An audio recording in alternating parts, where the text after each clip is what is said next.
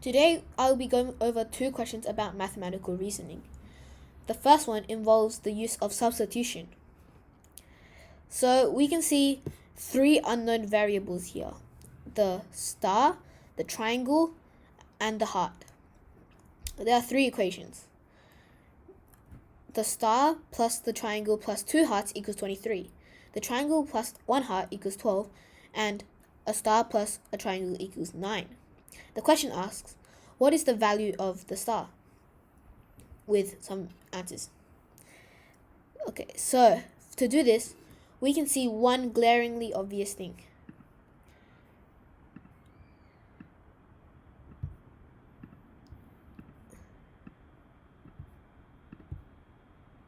That these two are the same.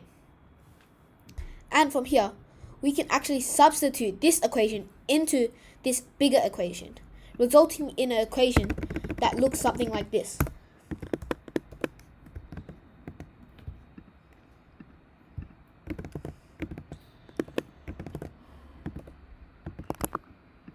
Nine plus 2 hearts equals 23.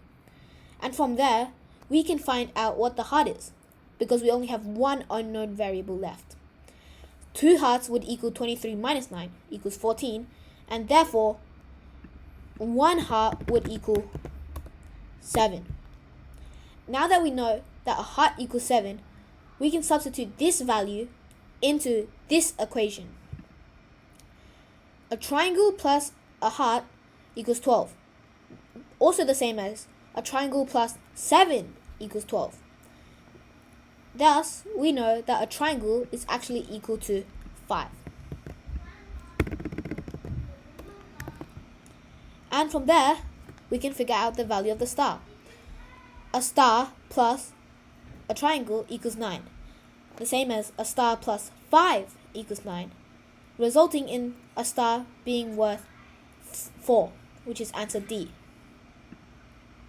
The key points to remember in this question is to try reduce unknown variables to the least amount in any way possible. In our case, we did this by substituting in an equation. The next point is to know to substitute in equations without knowing the value of the individual variables. In this case, we didn't know what the star and triangle were, but we knew that they were equal to 9, and so we could still substitute them into this equation. Okay, now on to the next question. A class of 9 students all did the same test. There were 4 boys and 5 girls. The 4 boys achieved an average score of 76. The average score of all 9 students was 86. What is the average score of the 5 girls in the test? So, before we do these questions, we need to know what an average is first. An average is the total over the number of things that make up the total. In this case, that would be the number of students. So, how can we find the average score of the 5 girls in the test? Well, we would need to know the total score of the 5 girls and over the number of the 5 girls. Well, we know the number of the 5 girls, which is 5. So, all we need to know is the total of the 5 girls. Now, how can we find the total of the 5 girls? The first step is to find the total of the boys and girls combined. And then we can minus the total of the boys from the total of them combined to find the total of the 5 girls. So how can we find the total of them combined? This would be equal to 86 times 9, which is equal to 774. So this is equal to the total overall. So now we just need to find the total boys.